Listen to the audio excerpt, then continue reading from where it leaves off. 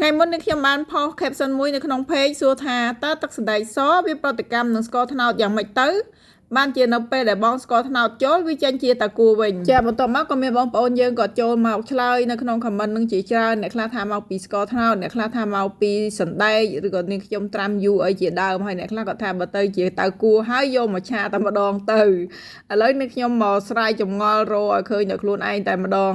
ហើយក៏មិនភ្លេចយកមកចែកជូនបងប្អូនដែរចាបងប្អូនទឹកសណ្តែក3កែវដែលខ្ញុំបង្ហាញពីក្បាលនៃវីដេអូហ្នឹងគឺជាទឹកសណ្តែកដែលខ្ញុំប្រើស្ករទាំង3ប្រភេទខុសៗគ្នានៅក្នុងវីដេអូនេះខ្ញុំមិនបានបង្ហាញជូនបងប្អូនអំពីវិធីធ្វើទឹកសណ្តែកតាំងពីដើមរហូតដល់ចប់ហ្នឹងទេចាគឺខ្ញុំចាប់ផ្ដើមដោយលើកឆ្នាំងទឹកសណ្តែកដែលខ្ញុំបានកិនពួតយកតែទឹករួចហើយយកមកដាំតែម្ដងនាងខ្ញុំជឿជាក់ថាបងប្អូនសឹងតែ 100% ហើយដែលចេះពីវិធីនៃការធ្វើទឹកសណ្តែកសបែបនេះចាមកទល់ពេលបច្ចុប្បន្នហ្នឹងក៏មានម៉ាស៊ីនសម្រាប់ធ្វើទឹកសណ្តែកសហ្នឹងកាន់តែងាយស្រួលជាងនឹងទៅទៀតចានាងខ្ញុំដាំទឹកសណ្តែកមួយឆ្នាំងរាងធំគួរសមដែរនាងខ្ញុំដាក់ស្ងោរវាឲ្យពុះហើយនៅពេលដែលពុះគឺវាមានពពុះដូច្នេះគឺនាងខ្ញុំឧស្សាហ៍ដួសពពុះវាចេញ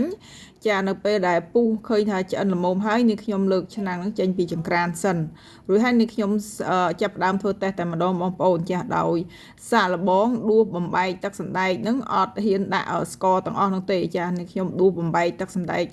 ទៅឆ្នាំងតូចៗដើម្បីសាកល្បងស្ករ3ប្រភេទផ្សេងគ្នាចាបងប្អូនចាំមើលជាមួយនឹងខ្ញុំទាំងអស់គ្នាតើវាមានប្រតិកម្មទៅជាបែបណាបែបណីនៅពេលដែលខ្ញុំប្រើស្ករ3ប្រភេទផ្សេងគ្នានេះគឺជាទឹកសណ្តែកដែលខ្ញុំដាំពុះមានរសជាតិសាបចានេះខ្ញុំបងអំបិលតែបន្តិចតែប៉ុណ្ណោះចាហើយនេះខ្ញុំដួសឲ្យជូនបងប្អូនមើលចាឃើញហើយគឺទឹកសណ្តែកល្អមានសភាពដូចទឹកដោះគោនឹងឯងបងប្អូនចាឥឡូវនៅពេលនេះគឺនេះខ្ញុំចាប់ផ្ដើមបំបែកដាក់ឆ្នាំងតូចតែម្ដងនេះខ្ញុំដួសប្រហែលជា 4-5 វែកតែប៉ុណ្ណោះអត់ហ៊ានដាក់ច្រើនទេខ្លាចខូចទឹកសណ្តែកនេះខ្ញុំចាខំត្រាំសណ្តែកយូរផងហើយកិនពួតទ្រាំបានទឹកសណ្តែកឥឡូវនេះខ្ញុំសាកល្បងនេះខ្ញុំយកស្ករនេះស្ករដែលនេះខ្ញុំបានផុសសួរធ្វើរួចហើយនេះខ្ញុំផុសសួរបងប្អូននៅក្នុង page នេះគឺជាស្ករដែលនេះខ្ញុំទិញមកពីផ្សារអត់ដឹងប្រភពច្បាស់ទេចាឃើញអ្នកខេត្តក៏យកមកលក់ហើយក៏ថា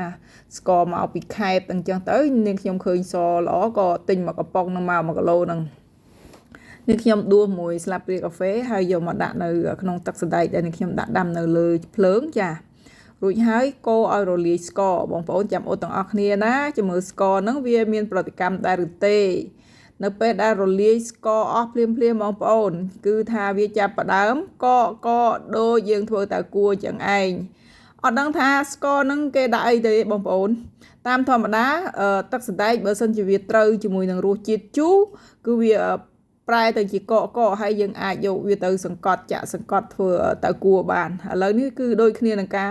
យកទឹកសណ្តែកដែលយើងដាក់ទឹកខ្មេះឬក៏ក្រូចឆ្មានឹងឯងបងប្អូនគឺវាប្រែទៅជាអញ្ចឹងឯងដូចយើងធ្វើទៅគួរហ្នឹង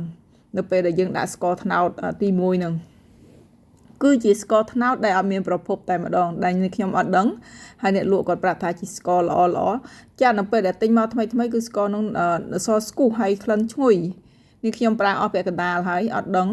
តើទៅសាកយកមកដាក់ធ្វើទឹកសណ្តែកហ្នឹងបានដឹងដោយសារគិតថានៅរដូវនេះគឺជារដូវដែលសម្បូរស្ករត្នោតដូច្នេះហើយគឺនេះខ្ញុំចង់ធ្វើទឹកសណ្តែកដាក់ស្ករត្នោតដើម្បីឲ្យវាមានក្លិនឈ្ងុយឥឡូវនេះខ្ញុំដាក់ហើយឥឡូវទឹកសណ្តែកនេះខ្ញុំកហើយចាក់មកកែវហើយជាមួយនឹងស្ករហ្នឹងទុកវាម្លែកសិនបងប្អូនឥឡូវដល់ឆ្នាំងទី2ចានេះខ្ញុំដាក់ប្រហែលជា 4-5 វែកដូចគ្នាដែរដាក់ដាំនៅលើភ្លើងរួចហើយនេះខ្ញុំដួសស្ករនេះគឺជាស្ករដែលនេះខ្ញុំស្គាល់ប្រភពច្បាស់ចាដែលនេះខ្ញុំបានទៅថតវីដេអូទឹកត្នោតហើយនេះខ្ញុំទិញស្ករគាត់មកចាគឺស្ករធម្មជាតិសុទ្ធរបស់គាត់តែម្ដងចាំមើលនៅពេលដែលនេះខ្ញុំដាក់ស្ករត្នោតគីឡូទី2ដែលនេះខ្ញុំដឹងប្រភពច្បាស់ហ្នឹងតើវានឹងប្រែប្រួលទៅជាបែបណាវិញបងប្អូនចាចាំមើលអត់ជាមួយនឹងនេះខ្ញុំទាំងអស់គ្នានេះខ្ញុំកូរស្ករឲ្យវារលាយជាមួយនឹងទឹកសណ្តែកចានេះខ្ញុំដាក់វាមកសន្ទុះឲ្យបងប្អូនដូចជាអត់មានអីប្រែប្រួលទេគឺទឹកសណ្តែកយើងនៅល្អដដែលគឺមានសភាពដូចទៅដោះគោចានេះខ្ញុំដួសលើកជូនបងប្អូនតិចមើលដូចជាអត់មានប្រែប្រួលនោះទេចាឥឡូវនេះខ្ញុំថតឲ្យកាន់តែចិត្តដើម្បីឲ្យបងប្អូនមើលកាន់តែច្បាស់កុំថានេះខ្ញុំលេងសៀករហស្សកម្មអីបំផន់ភ្នែកបងប្អូនចាគឺជាការពិត ចាស្ករត្នោតដូចតែគ្នាក៏ប៉ុន្តែចេញពីប្រភពផ្សេងគ្នាចាស្ករទី1យើងដាក់ទៅគឺថាទឹកសណ្តែករបស់យើងចាប់ផ្ដើមប្រតិកម្មវាឡើងទៅជាកកដុំឥឡូវស្ករទី2គឺវានៅល្អនៅសភាពទឹកសណ្តែកដូចទៅដោះគោយើងដដែលចាជាសរុបមកស្ករនៅក្រឡទី2មិនបានធ្វើឲ្យទឹកសណ្តែករបស់នាងខ្ញុំប្រែប្រួលនោះទេចាគឺនៅរក្សានៅសភាពដើមវាដដែលចាគឺដូចទៅដោះគោនាងខ្ញុំចាក់ចូលនៅក្នុងកែវដែលដាក់ចិត្តនឹងក្រឡរបស់វានឹងហើយឥឡូវចាប់ផ្ដើមដល់ពិសោធន៍ស្ករទី3ម្ដងសម្រាប់ស្ករទី3នេះគឺថានាងខ្ញុំធ្លាប់ធ្វើច្រើនដងហើយក៏មានបទពិសោធន៍ច្រើនដែរដូច្នេះគឺនាងខ្ញុំមិនខ្លាចនៅក្នុងការប្រើស្ករនឹងដោយលើកយកឆ្នាំងទឹកសណ្តែករបស់នាងខ្ញុំទាំងឆ្នាំងធំយកមកដាក់ស្ករទី3នឹងទេបងប្អូនចានេះខ្ញុំលើកយកមកដាំម្ដងទៀតឲ្យវាពុះរួចហើយដួសពុះនៅផ្នែកខាងលើវាចេញឲ្យស្អាតដកទាំងស្លឹកតើយចេញឲ្យស្អាតបាននេះខ្ញុំចាប់ផ្ដើមបង់ស្ករចូលចាគឺជាស្ករសរបស់យើងនឹងឯងបងប្អូនចាដាក់ទៅតាមបរិមាណដែលបងប្អូនចូលចិត្តគឺនេះខ្ញុំដាក់តែបន្តិចទេដើម្បីឲ្យមានទឹកសណ្តែកមានសភាពឡមនេះគឺជាចំណូលចិត្តរបស់នេះខ្ញុំនៅក្នុងក្រុមគ្រួសាររបស់នេះខ្ញុំផងដែរចានៅពេលដែលដាក់ស្ករសទៅក៏វាគ្មានប្រតិកម្មអីនឹងដែរគឺដូចយើងធម្មតានឹងដូចទៅដោះគោយើងធម្មតាចាអត់មានកកអត់មានបែកអីនឹងទេដូច្នេះនេះខ្ញុំអាចសន្និដ្ឋានយ៉ាងច្បាស់ថាទឹកសណ្តែករបស់នេះខ្ញុំនឹងគឺមានបញ្ហាដោយសារស្ករដែលនេះខ្ញុំប្រើទី1នឹងឯងគឺជាស្ករត្នោតចាស្ករសហើយនឹងស្ករត្នោតដែលនេះខ្ញុំដឹងប្រភពទឹកសណ្តែករបស់នេះខ្ញុំអត់មានបញ្ហានោះទេក្នុងករណីនេះបើបន្ទោសពីគ្រាប់សណ្តែកក៏អត់ត្រូវនឹងដែរចាពីព្រោះនៅពេលដែលនេះខ្ញុំប្រើជាមួយនឹងស្ករសហើយនឹងស្ករត្នោតមួយបែបទៀតគឺទឹកសណ្តែករបស់នេះខ្ញុំគឺនៅល្អ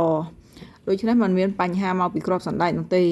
ចាឥឡូវនេះខ្ញុំដាក់តម្រៀប3កែវចិត្តគ្នាហើយកែវទី1ជាមួយនឹងស្ករដែលនេះខ្ញុំប្រើលើកទី1នឹងឯងបងប្អូនមើលទឹកសណ្តែកដោយខ្លួនឯងទៅចាគឺវាកកដុំមានថ្លាមានរោមមានដុំហើយចំណែកឯ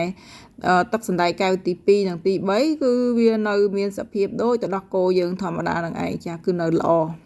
បងប្អូនស្ករត្នោតដែលនេះខ្ញុំប្រើកែវទី1ដែលធ្វើឲ្យទឹកសណ្តែកមានបញ្ហាបើសិនជាយើងភ្លក់អំពីរសជាតិនៃស្ករត្នោតគឺមានសភាពផ្អែមមុតធម្មតានោះទេចាដូចជាអត់មានបញ្ហាអ្វីនោះទេក៏ប៉ុន្តែនៅពេលដែលយកមកប្រើដាក់លាយជាមួយនឹងទឹកសណ្តែកស្រាប់តែបដូរទៅជាដូច្នោះទៅវិញនេះគឺជាអ្វីដែលនេះខ្ញុំបានដកពិសោធន៍ដោយផ្ទាល់ខ្លួនឯងហើយក៏យកមកបង្ហាញជូនបងប្អូនបើសិនជាមានកំហុសឆ្គងដោយប្រការណាមួយសូមបងប្អូនមេត្តាខន្តីអភ័យទោសផងហើយនេះខ្ញុំចេញវីដេអូនេះក្នុងគោលបំណងដើម្បីចែករំលែកជូនបងប្អូនចាមិនមានបំណងបំពុលសង្គមអ្វីនោះទេចាគ្រាន់តែចែករំលែកនៅអ្វីដែលនេះខ្ញុំបានជួបដោយផ្ទាល់ដកពិសោធន៍ក្នុងរយៈពេលខ្លីបើសិនជាបងប្អូនមានបទពិសោធន៍ឬក៏មានយល់យ៉ាងណាដែរសូមបងប្អូនជួយខមមិនពីខាងក្រោមវីដេអូនោះផងដើម្បីចែករំលែកជូនបងប្អូនយើងបន្ថែមទៅទៀតនេះខ្ញុំសូមបញ្ចប់វីដេអូតែប៉ុណ្ណេះចាសូមអរគុណបងប្អូនចំពោះការតាមដានទស្សនាវីដេអូរបស់នេះខ្ញុំតាំងពីដើមរហូតដល់ទីបញ្ចប់នៅពេលនេះខ្ញុំសូមអរគុណសូមជម្រាបលាជួបគ្នានៅវីដេអូក្រោយៗទៀត